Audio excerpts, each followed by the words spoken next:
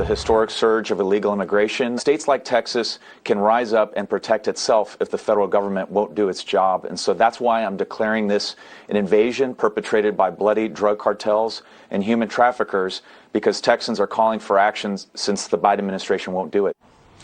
That was Texas Land Commissioner George P. Bush demanding his state declare the border crisis an invasion on Fox and Friends yesterday. The move would allow Texas to invoke self-defense and remove any migrants who enter the country illegally. Here to react, former OMB director and president of the Center for Renewing America, Russ Vought. Russ, great to see you this morning. This is something that's begun to come up in popular conversation over the last couple of weeks.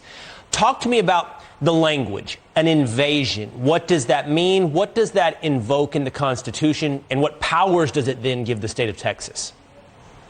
Sure. Thanks, Will. And this is something that we've been calling for since the end of last year, which is that the Constitution gives Texas and other border states self-help provisions where the governor retains commander-in-chief authorities in the event of an invasion. And that invasion was not meant for just foreign nations. That was provided by the founders for things like smugglers and militias and, of course, Indian nations. And the reality is that we have a cartel-controlled border right now. We have a narco state along our southern border. Right. This crisis isn't just happening.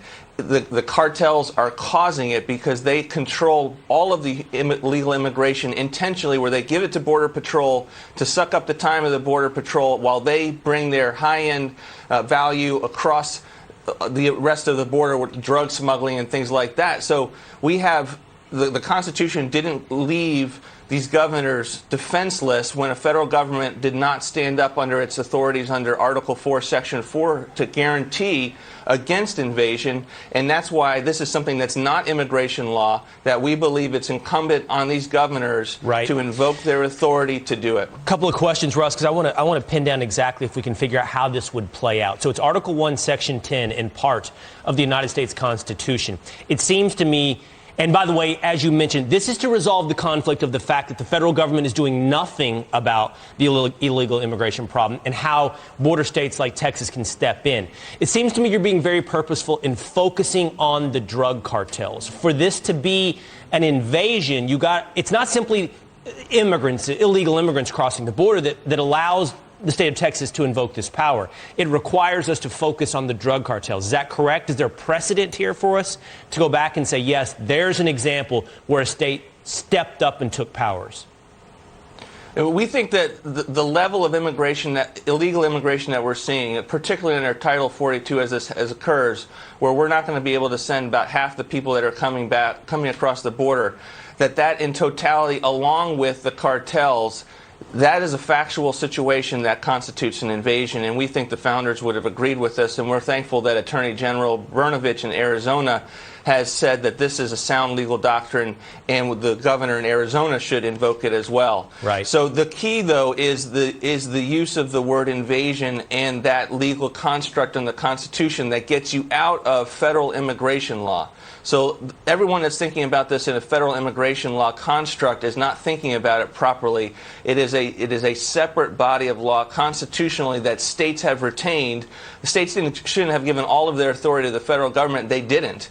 They retained this to be able to protect their people. And if Governor Abbott is going to say he's doing every single thing he can, he's leaving this on the table. And really quickly, Russ, I have to go, but if in fact this is a successful tactic, then I assume Texas can enforce its own immigration laws. It can take the place of enforcement then. Is that what we're hoping to accomplish? Again, they would be interdicting and removing illegal immigrants and returning them to the border, and they could do that in upwards of less than 2 hours based on what we could do in the Trump administration. And so this is something that I think will unilaterally secure the border in a way that has been promised and not delivered by these governors. All right, Russ Vought. Fascinating. We've got to see how this plays out. Fascinating insight this morning. Thank you, Russ. Thanks, guys. All right, coming up.